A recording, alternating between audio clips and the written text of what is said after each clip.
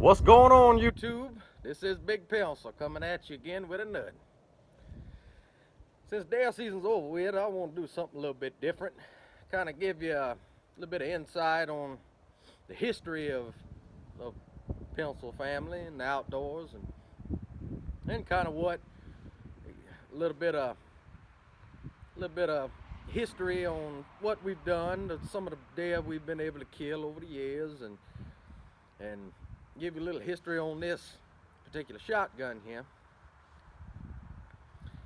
Because I got a comment on a video a few weeks ago. It was a dove hunt video. Somebody said, oh, I was being unsafe shooting the shotgun over the top of my youngin's head. I disagree with that. I'm gonna say 75-80% of my best childhood memories come from being under this barrel right here, this exact gun.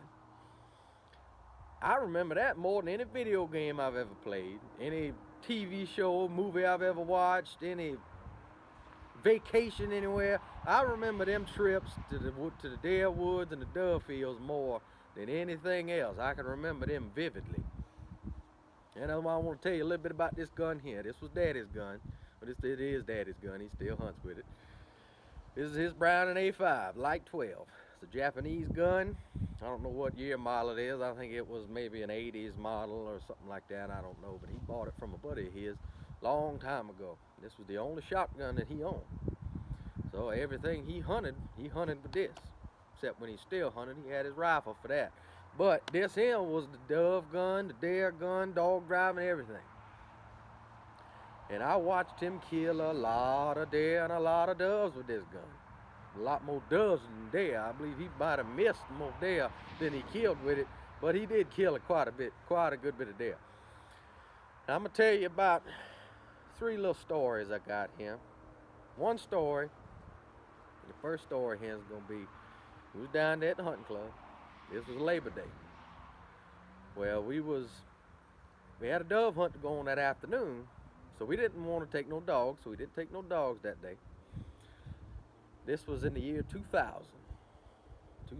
I just turned 10 years old, and I had a 20 gauge single shot of my brother's that I was hunting with. And I killed my first deer the year before with that 20 gauge single shot. Well, we was out there, and me and Daddy, we took a stand. So we got on the stand. It was about 9:30 to close to 10 o'clock. It was almost over. Hunt was pretty much over with. So Daddy said, come on down here, let's go. Let's get ready to go shoot birds. All right. So I start walking down there to him, and I didn't hear it. He did. I didn't hear it.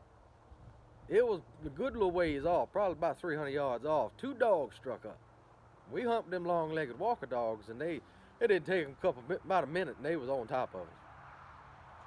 Well, I was still walking over there toward Daddy, and I got within about 15 yards of him. He started doing this number here, telling me stop. But he seen the buck coming. Well, that deer, I remember this to the day I died. That deer come out of them briars stroking it. He come out right in between both of us.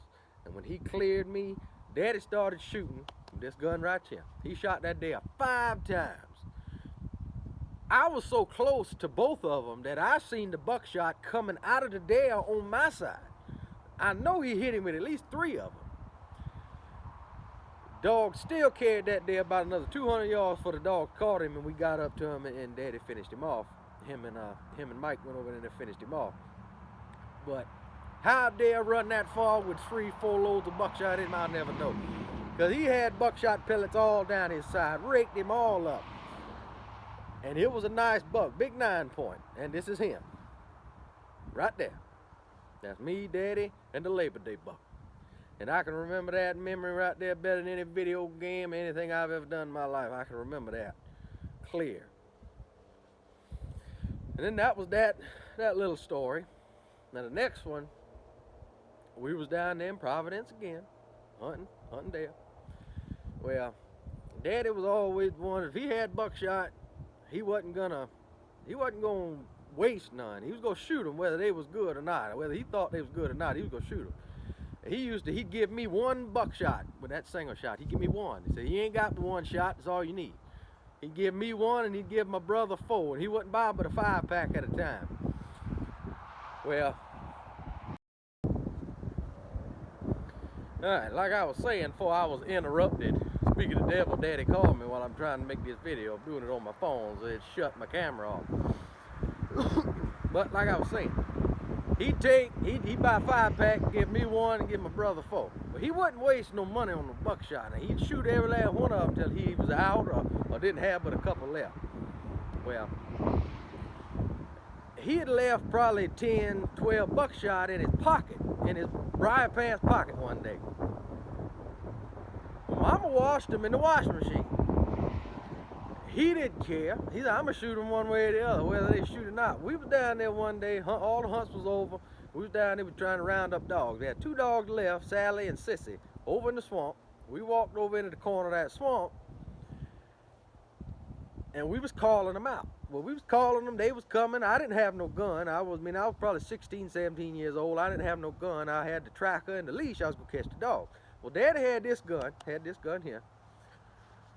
Well, all of a sudden, they get about 100 yards from us, and they strike up. Boy, they come there barreling, running right to us. Well, that buck come down in there probably 20 yards from us and stopped broadside and looked the other way back toward them dogs. And old Daddy's, oh, I got him.